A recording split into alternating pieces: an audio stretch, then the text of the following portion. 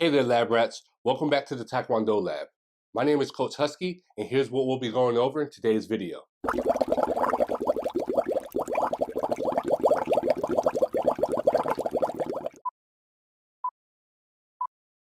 Here we are in the lab, where athletes like you hone their skills to take their game to the next level. Want to know when we're coming out with new videos just like this one? Just smash that like button and follow us on social media. Today, I'm joined by 80 national team member, AAU national team member, and peak international Taekwondo athlete, Sean Lalone. Ready to get started, Sean? Yes, sir. In episode 5 of the Taekwondo Lab, we went over how to cancel using the leg. In this episode, we want to expand on that topic for those of you who have trouble disrupting their opponent with just the use of the leg. Remember that a cancel serves two functions. The first is to stop a cut kick from scoring or invoking its intended purpose. The second is to disrupt your opponent. Disrupting means destabilizing your opponent to create opportunities to score. Canceling to disrupt should be the main focus every single time you cancel. However, we understand that some athletes have flexibility challenges that prevent them from doing so with just the leg. In this episode, we'll show you how to add the hands to your cancel, which will help you to better disrupt your opponent. To cancel using the hands, you first have to be intentionally mindful of using the technique, primarily because it calls for the lead hand to be down low and the rear hand to be positioned properly for use without the fingers getting in the way. If not in these positions, canceling with the hands will be difficult to execute. To execute the technique, begin by targeting your opponent's cut kick so that it lands on your forearm.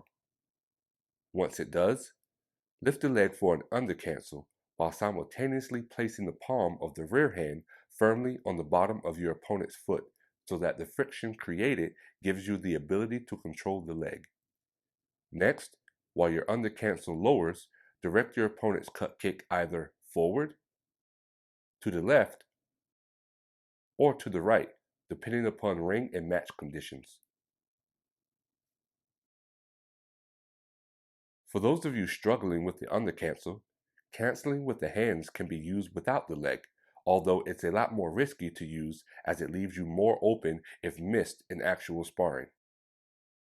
To cancel with just the hands, follow the same directions mentioned previously, however exclude any directions regarding the undercancel.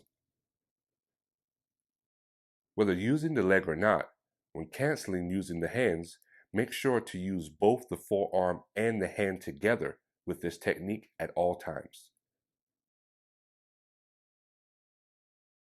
The forearm stops the cut kick, allowing you to put the hand on a motionless leg, protecting the hand and fingers from the power of the kick.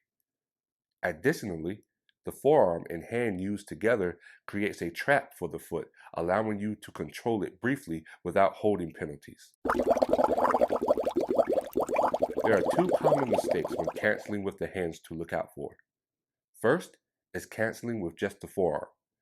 This is typically a timing issue where the rear hand isn't timed with the forearm correctly, causing the athlete to shrug off the cut kick with just the forearm. Second is actually grabbing the foot. This is a clear grabbing penalty and should be avoided. Make sure the fingers are clearly pointed up and that the palm and forearm are used to move the foot.